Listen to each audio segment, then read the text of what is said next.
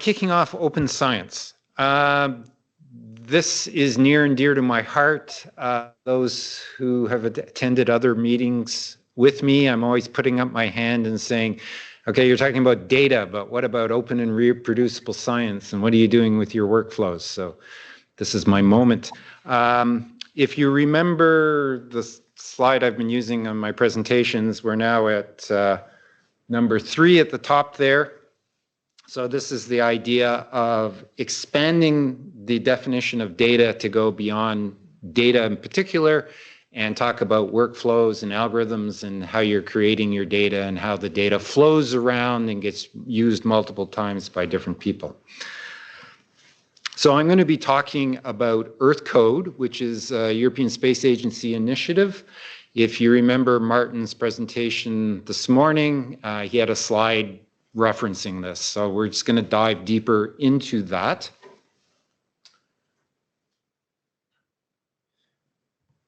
I have stolen a lot of this presentation from others, and they go deeply into fair and what is fair and trying to convince people to be fair.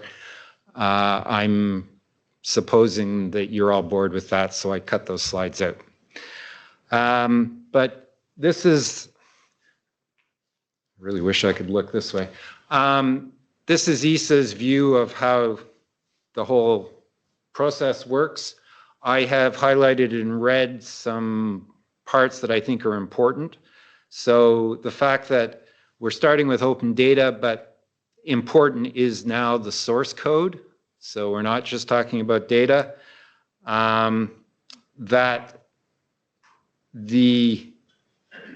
the code is actually reproducible. It runs in different places, so you have reproducible on platforms. And that doesn't work. I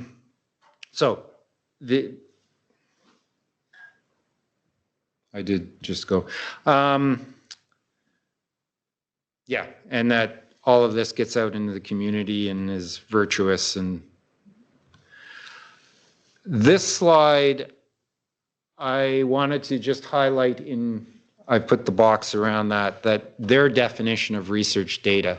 And this is the definition of data that I would like to get into the publications of the organizations around here that talk about data management principles. That I strongly feel that we've got to move beyond a narrow definition of data to include, as they say here, metadata, workflows, methods, algorithms, et cetera, et cetera.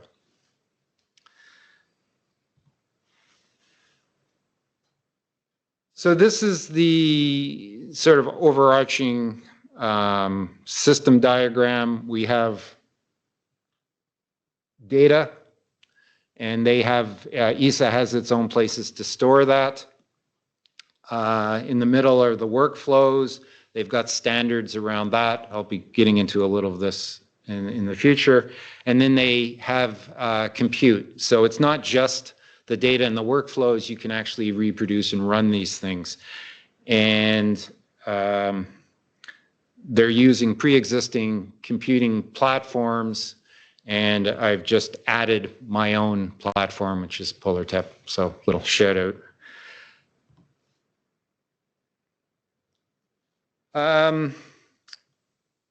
What is EarthCODE? So Earth Science Collaborative Open Development Environment. It's a hub for research management, not just data management. It supports FAIR principles, and the idea is to accelerate scientific discovery and ensure persistence of not just the data, but also the workflows so that they get reused in research. And very collaborative. So the idea is that we're making reproducibility of scientific research, as they say here, too easy not to do. I've been pushing this in the Polar community for a while, and it's a hard sell. Researchers sometimes are resistant to exposing their algorithms, but more it's just a pain and they don't want to do it. So maximize visibility, is support the transition from science to applications, and most importantly, to bundle together the methods, the documentation, the reproducible experiments, etc. This idea of bundling is central. All workflows in EarthCODE are reusable on the originating platform. So if you remember, we have a federation of multiple platforms. You can pick and choose which one you use. Please pick PolarTep. But then you could reproduce things. And there are many ways of doing this. So you can access the research on a platform. You can access the code. You can run it locally. You can run it on a different platform. We're looking a lot at interoperability between platforms. Everybody here talks about interoperability of data. Trust me, interoperability of workflows is another whole level of complexity. So I'm just going to do a little bit of a deep dive to show you an example here. Important pieces here. The top is the EarthCODE Portal. I'll have that in the next slide. Then we've got the idea of integrated platforms, one of which is PolarTep. And I'm going to spend most of the time on the Open Science Catalogue, which is the storage point, including all the metadata for not just data, but for also workflows, projects, etc. So what the portal looks like, the important takeaway here is that's the address, earthcode.esa.int. You can go there and play around with everything. So the integrated platform ecosystem, PolarTep is there. I also shout out to Pangeo, who is there as a logo. I'm not clear on to what extent Pangeo is currently integrated. There were some platforms that were there from the start. We're one of them, and they're adding platforms over time. So spend some time on the catalog. The idea is that we have easy data access and discovery. So that's the sort of fair side of things. They're basing it on a stack catalog. Really good, supposedly, metadata, CF convention metadata standards. Common dictionary based on JSON. And the idea that it's open to curation and contribution. Heavy use of GitHub.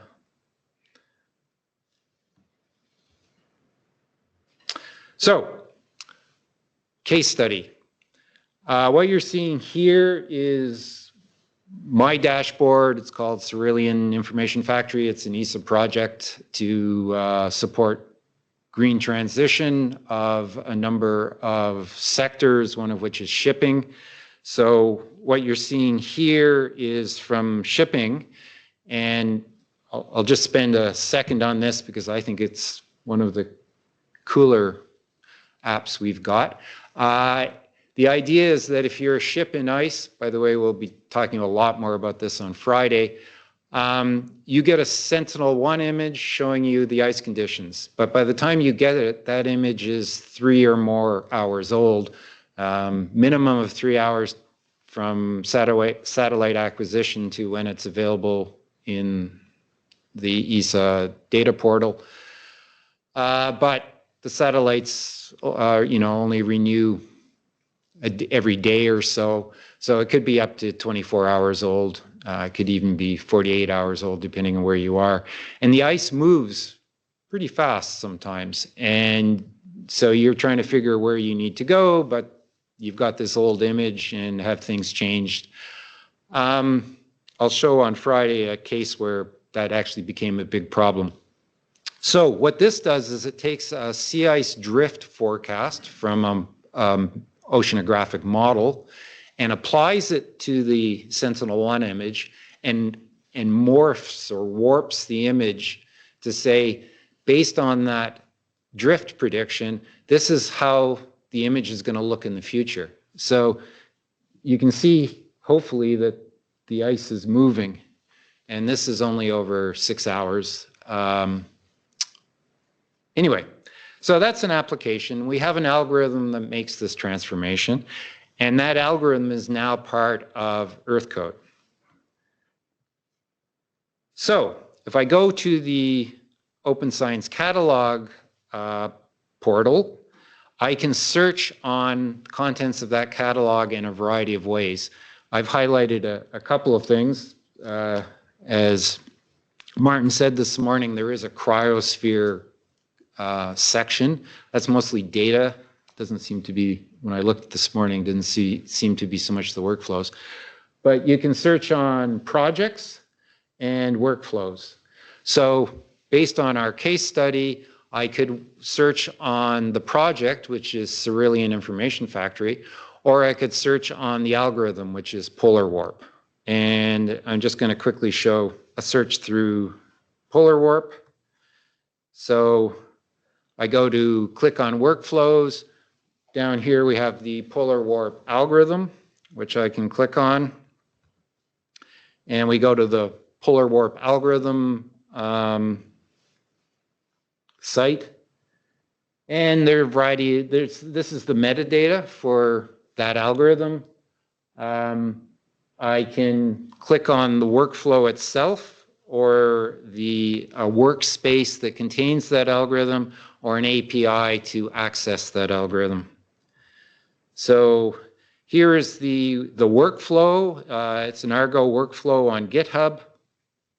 And if from that part I can click on the code and I go to a GitHub site with the actual code. So the code's open, you can use the code, download it yourself if you want, and build on it. If you click on the workspace, you go into the Cerulean Information Factory workspace, and you have access to computational resources, etc. And if you click on the API, you get access to this information. If you go back up to the top, I said you could also search on the project. So here I've gone to the Cerulean Information Factory project, and you can see that there are two workflows, two algorithms available, Polaris and Polar Warp, and I've highlighted Polar Warp. So that gives you some sense of how EarthCODE works in terms of its catalog and its metadata. So just sort of finishing off, ESA has a program called Network of Resources where you can go and apply for funding to use some of these things. So this, I won't go into details on this. Come and talk to me if you want to know more, but it's basically saying ESA is trying to make it easy for you to work with them by providing some funding. There are a variety of ways you can get involved in EarthCODE. It is admittedly, for the moment, focused on ESA projects, so you get special treatment if you're actually working on an ESA project. But there are other ways that you can contribute your code, and most importantly, you can go here and take advantage of everything that ESA has funded, so you can download the workflows, et cetera, et cetera. And if you're a platform provider, you could get yourself into that diagram, the circle of all the platforms, because they're going to be wanting to add more platforms in the future. There is an active community, so discourse forum, newsletter, LinkedIn, etc. And you can, if you don't want to talk to me about it, you can go directly to them. Thanks.